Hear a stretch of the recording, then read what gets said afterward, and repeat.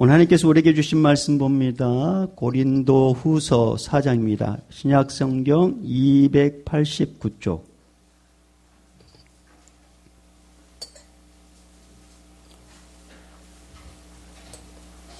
고린도 후서 4장 1절에서 10절까지. 고린도 후서 4장 1절에서 10절까지 말씀.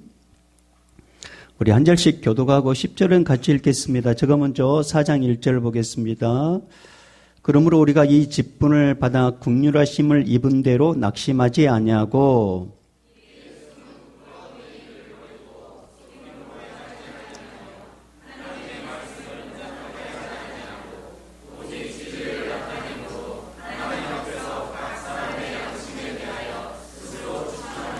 만일 우리의 복음이 가리었으면 망하는 자들에게 가려진 것이라.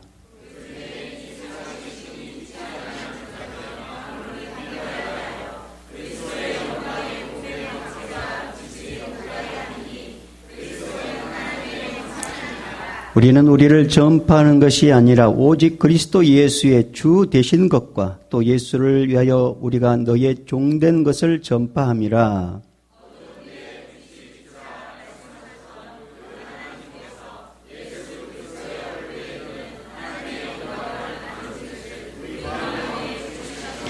우리가 이 보배를 질그릇에 가졌으니 이는 심히 큰 능력은 하나님께 있고 우리에게 있지 아니함을 알게 하려 함이라.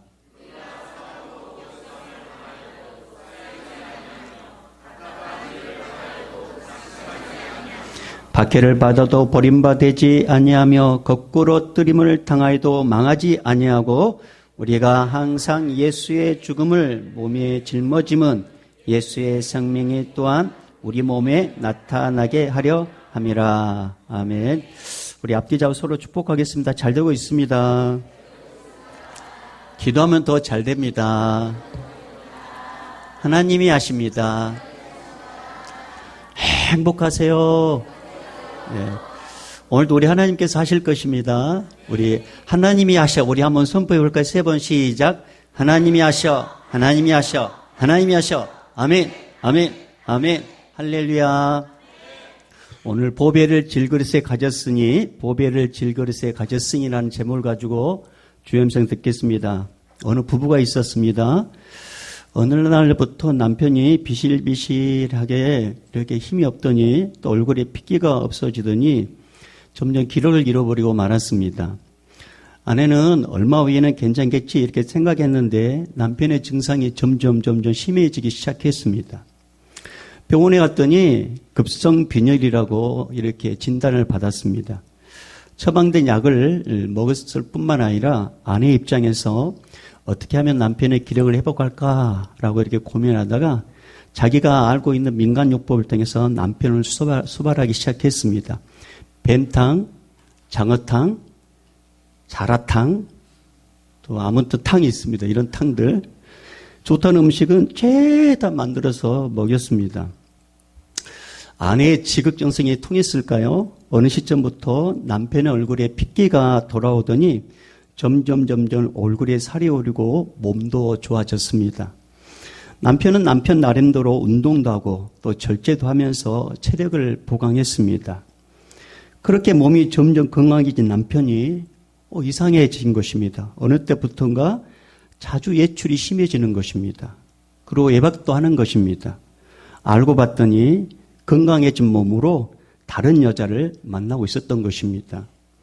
남편이 건강을 회복하기 위해서 등산을 가면서 오며 가며 만났던 여자가 있었는데 그 여자를 이렇게 만나다 보니까 정이 들었던 것이죠. 그래서 부인 몰래 이제 만나게 된 것입니다. 부인이 얼마나 크게 상심이 되었겠습니까?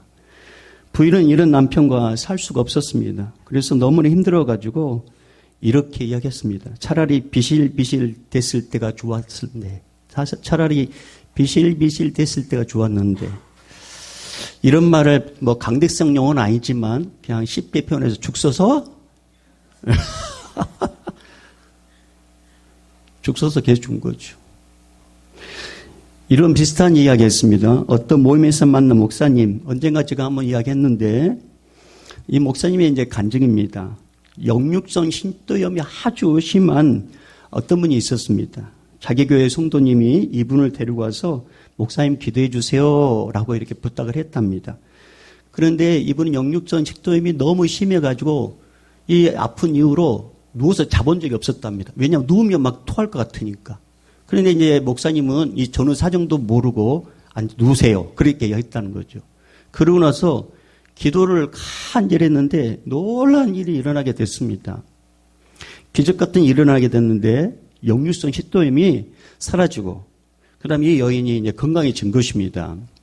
그렇게 약 6개월 동안 열심히 교회를 다니더니 어느 날부터 뜸해지기 시작하더랍니다. 그래서 전도했던 분에게 무슨 일이냐고 가서 알아보러 했더니 이런 말을 하더랍니다. 6개월 동안 교회 다녀주면 된 거 아니냐? 6개월 동안 교회 다니면 된 거 아니냐고. 그러면서 건강을 지키기 위해 남편과 일요일에 그분의 말, 일요일에 산에 등산 가야 되기 때문에 나는 교회 갈 수 없다. 그렇게 얘기하더라는 것입니다. 하나님께서 치료해 줬는데 그 건강한 몸으로 하나님을 최선을 다해 섬기고 예배하는 일에도 허투루 보낼 시간이 없는데 근데 이 건강한 몸으로 세상으로 갔다라는 것입니다. 너무나 그 영혼이 불쌍하지 않습니까? 그 건강한 몸이 100년 가겠습니까? 그 건강한 몸으로 지옥 가면 무슨 소용이 있겠습니까? 그 건강이. 여러분 이게 성경에도 있습니다. 사울왕이 있습니다. 이스라엘 왕 사울왕. 사울왕은 참 겸손했습니다. 처음에. 자기는 왕이 될 수 없다고 뒤에서 숨을 정도로 겸손했습니다. 그런데 하나님께서 그를 왕으로 세워줬습니다. 처음에 하나님 말씀에 참 잘 순종했습니다. 그런데 시간이 가면 갈수록 이 사람이 변질되는 것입니다.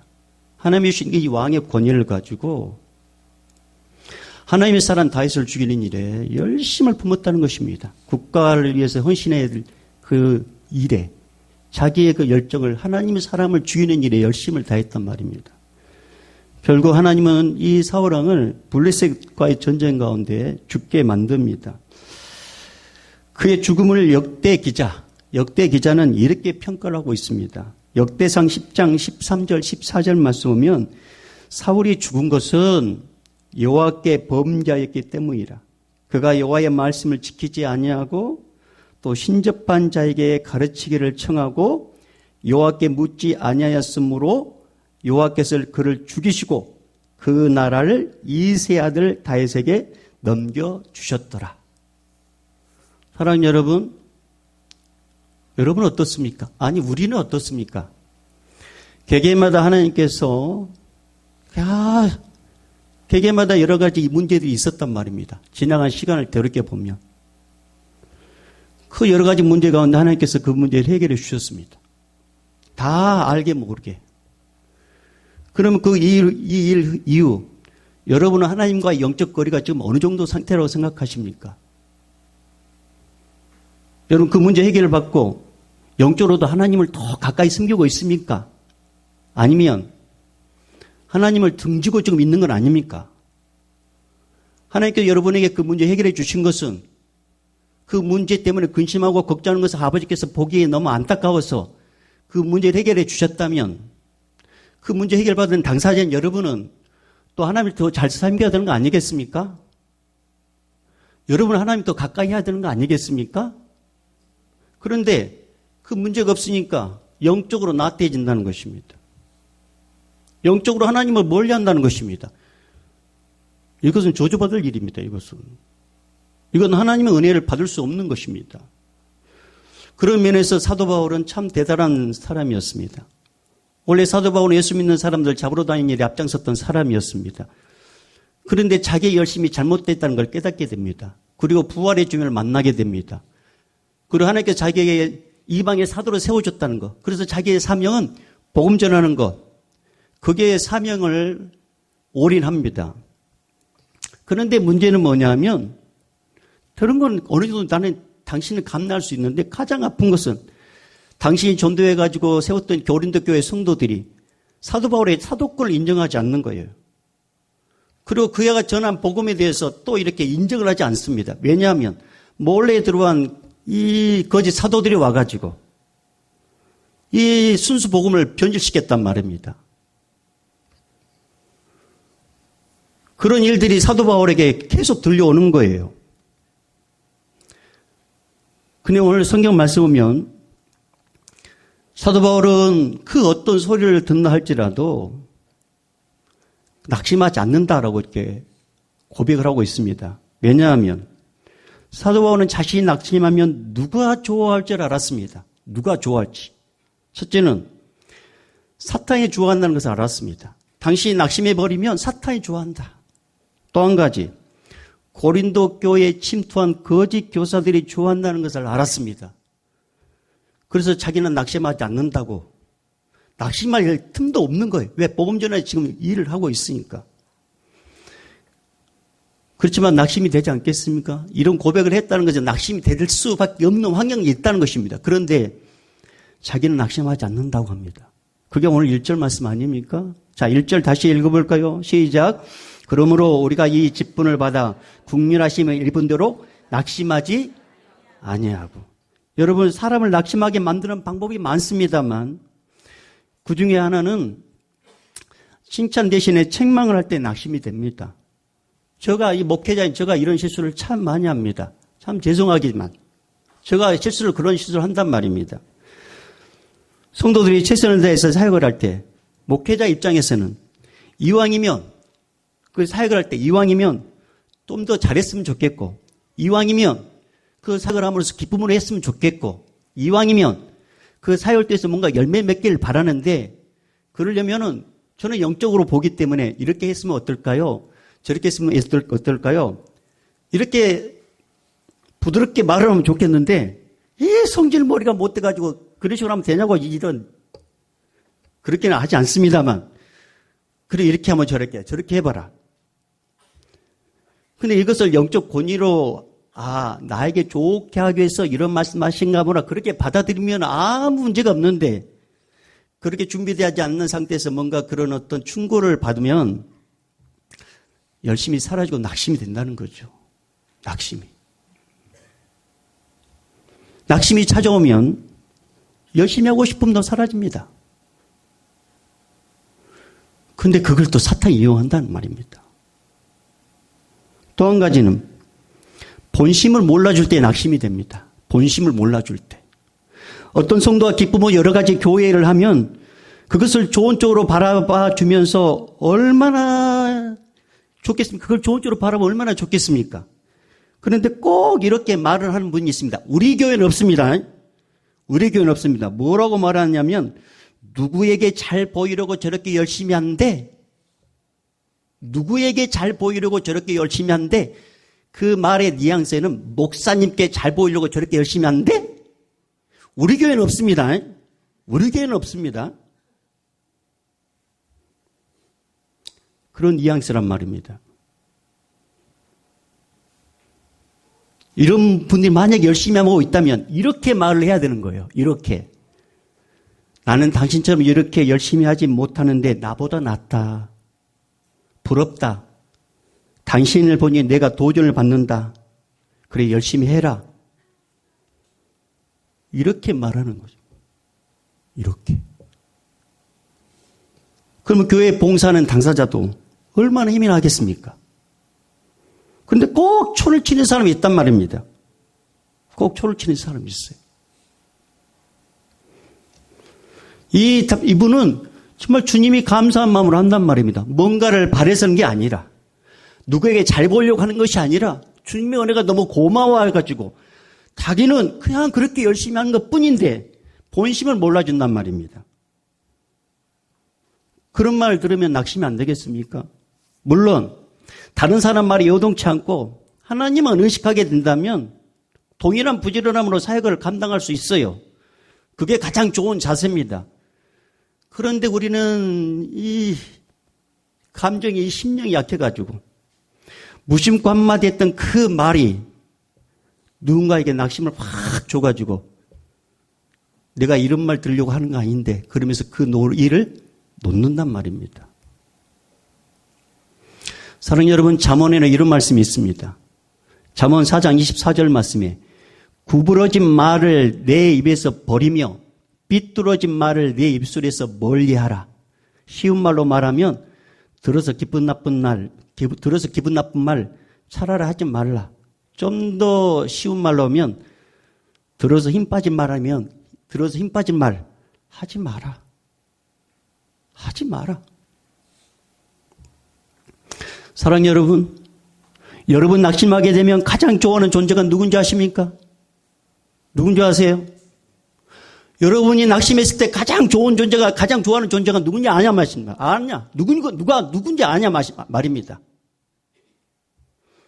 누구라고요? 그렇게 아시면서 그래요? 사랑하는 여러분, 그 낙심의 자리에서 일어나시길 바랍니다. 그 낙심의 자리에 있으면 절대로 영적으로 성장하지 못합니다.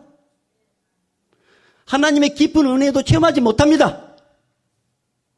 그러니 여러분 낙심케 한 그 사람도 보지 마시고, 그렇다고 눈 막 돌리면서 모른 척하라 그런 게 아니라, 그 낙심케 하는 그 사람은 집중하지 마시고, 그 사람의 말에 묵상하지 마시고, 오직 하나님만 바라보시길 바랍니다. 오직 말씀을 바라보시길 바랍니다. 그러면 모든 것을 아신 하나님께서 도와주실 것입니다. 그래서 시편 42편 5절에는 이런 말씀이 있어요. 내 영혼아, 네가 어째 낙심하며 어째 내 속에서 불안해하는가? 너는 하나님께 소망을 두라. 그가 나타나 도우심으로 말미암아 내가 여전히 찬송하리로다. 사랑하는 여러분, 이 시간에 선포하십시오. 내 안에 있는 낙심은 떠나갈지어다. 낙심이 여러분 마음에 또아를 풀지 못하도록 예수의 이름으로 대적하십시오. 이건 우리 할 수 있지 않습니까? 이것은 사도 바울은 낙심할 수밖에 없는 환경 가운데서도 흔들리지 않고 충실하게 그 낙심을 이겨냈던 것은 다른 게 아니었습니다. 그게 뭐냐? 기본에 충실했습니다. 그 기본이 뭐냐? 복음 전하는 것입니다. 전도. 물론 복음을 전하면서 복음을 받아들이지 않는 사람도 있었습니다. 사탄이 복음을 받아들이지 못하도록 혼매하게 하는 그런 반대하는 일도 있었습니다. 그럼에도 불구하고 그는 복음 전하는 일을 멈추지 않았습니다. 사도 바울에게 있어서 가장 기본 중에 기본은 뭐였냐? 바로 복음 전하는 일이었기 때문에 그렇습니다. 왜? 그게 사명이니까. 그게 바로 5절 말씀입니다. 자, 5절 말씀 가볼까요? 5절. 자, 5절. 자, 정신 똑바로 차리고 5절 읽어봅니다. 시작. 우리는 우리를 전파하는 것이 아니라 오직 그리스도 예수의 주 되시는 것과 또 예수를 우리를 위하여 너희의 종된 것을 전파함이라. 이게 충실했단 말입니다. 기본. 복음 전하는 거. 여러분, 우리도 마찬가지입니다. 여러분, 우리의 사명이 뭔지 아십니까? 예수님께서 하나님 나라 올라가시면서 남겨진 제자들에게 남겨진 그 믿음의 사람들에게 부탁한 일이 뭔지 아십니까? 바로 복음 전하라, 이런 뜻입니다. 마태복음 28장 19절. 그러므로 너희는 가서 모든 민족을 제자로 삼아. 여러분, 제자를 삼으려면 먼저 예수님을 전해야 되는 것입니다. 이것이 전도입니다. 이게 기본입니다. 기본에 충실할 때 하나님은 그 사람을 귀하게 여깁니다. 기본에 충실할 때 하나님은 그 사람에게 더 큰 일을 맡기십니다. 하나님의 일은 그렇단 말입니다. 그런데 여러분, 하나님의 일뿐만 아니라 세상 일도 그렇단 말이에요. 세상 일도. 이런 이야기가 있습니다. 여러분, 우리 다 알고 있는 이야기입니다. 미국의 강철회사 사장 카네기 사람이 이제 나이가 들어가지고 후계자를 이제 선택해야 됩니다. 미국의 자기 회사는 많은 중역들이 있습니다. 탁월한 후계자들도 많습니다. 모든 사람들이 저 회사 중역 중에 누가 후계자가 되겠지, 그렇게 기대했는데 예상과는 전혀 다른 한 사람이 후계자가 됩니다. 그 사람의 이름은 시브라는 사람입니다. 사람들이 깜짝 놀랐습니다. 그도 그럴 것이, 이 시브라는 이 사람은 초등학교밖에 나오지 못했어요. 원래 이 사람은 정원 청소부였습니다. 그런데 그는 정원 청소뿐만 아니라 시키지 않는 일까지, 공장 안까지 말끔히 청소하는 것입니다. 정원만 청소해도 되는데 시키지 않는 그 공장 안까지 청소를 하더라는 것입니다. 카네기는 그의 성실과 군명이 눈에 들어와 가지고 저 사람 더 큰 일을 맡게 했다. 그래서 청소업에서 정식 직공으로 채용하게 됩니다. 그러면서 사무로 승진하고 그리고 마침내는 카네기의 비서로 발탁됩니다. 카네기의 비서가 된 이 쉬브는 항상 손에 메모지와 펜을 갖고 다녔답니다. 그림자처럼 카네기를 따랐다는 것입니다. 그래서 사장이 뭔가 요구하면 그걸 일일이 체크하고 확인하고 일하고. 그래서 쉬브라는 이 사람은 카네기에 가장 신임받는 사람이 됐다는 것입니다. 그래서 그에게 강철 여사 그 일을 맡겼다는 것입니다.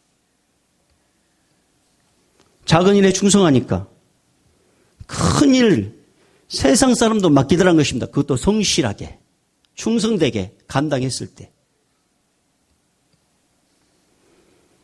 세상 일도 이렇게 보상을 해주는데, 사랑 여러분, 우리의 기본 중에 기본, 예수님 전하는 거 이건 기본 중에 기본인데, 이게 우리가 충실하고 여기에 성실하게 잘 감당했다면 하나님께서 우리가 필요한 거 안 채워주시겠습니까? 안 채워주겠냐 말입니다. 왜 우리가 기본 중에 기본인 이 복음 전하는 일에 충실해야 됩니까? 그건 하나님이 바라시는 일이기 때문에 그렇습니다. 디모데전서 2장 4절 하나님은 모든 사람이 구원을 받으며 진리를 아는 데 이르기를 원하노라. 사랑 여러분 물어보겠습니다. 오늘 죽어도 당장 천국 갈 수 있습니까? 솔직하게 대답하십시오. 여러분 오늘 당장 죽어도 천국 갈 수 있냐 말입니다. 그렇게 대답을 못하면 제가 저책입니다. 제가 똑바로 먹기를 못 깨서 그런 것입니다. 여러분 기억하십시오. 예수 믿어야 천국 갑니다. 예수 믿어야 천국 갑니다. 예수 믿지 않으면 지옥 갑니다. 예수 믿지 않으면 지옥 간단 말입니다. 하나님께서 모든 영혼을 천국 보내기 위해서, 오라고 하기 위해서 당신이 직접 할 수 있는 일을 우리에게 맡겼단 말입니다. 우리가 이 기본 중에 기본 이 복음 전하는 일 충성을 다하게 된다면 하나님께서 우리 삶도 책임지신다는 것입니다.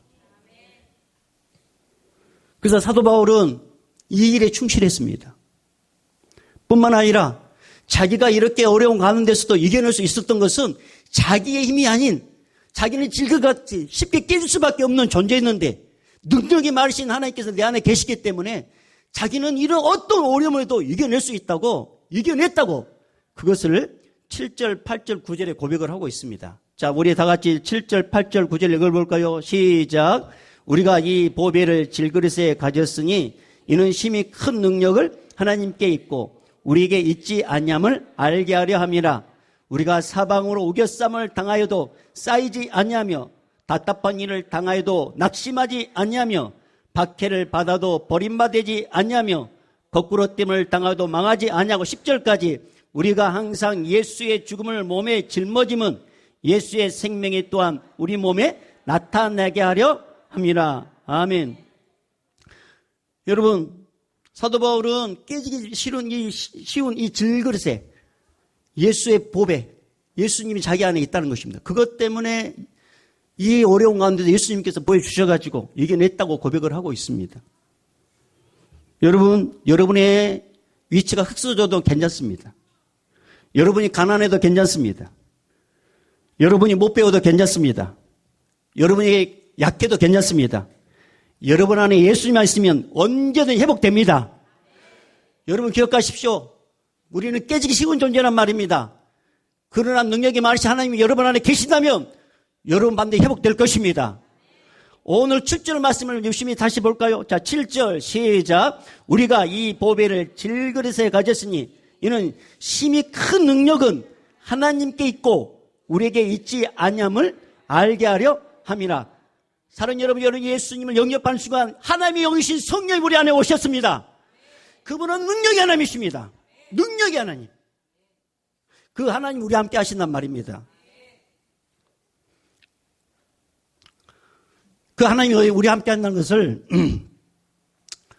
저도 이제 느꼈지만 최근에 제가 이제 누군가를 통해서 이제 들었던 간증을 제가 들었습니다.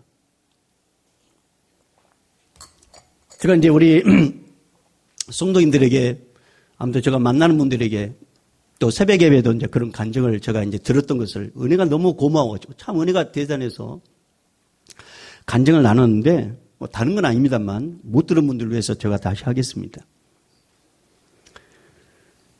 일전에 이제 월요일 날 이제 몇 분의 목사님을 만났습니다. 이 앞주 월요일 날. 그중에 이제 기도원을 운영하시는 목사님이 계십니다. 요즘에 기도원에 뭐 기도하러 오는 사람들이 그렇게 많지 않답니다.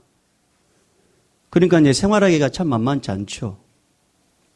성도들의 헌금을 통해서 생활해야 되는데 기도하는 사람이 별로 안 오니까 생활하기가 참 팍팍한데 문제는 뭐냐면 목사님 어느 순간부터 몸이 막 아프더랍니다.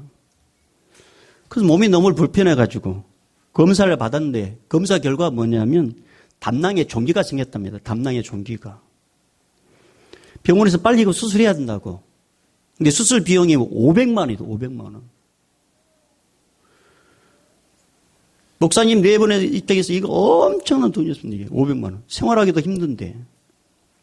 그럴 만한 돈이 없다는 것입니다.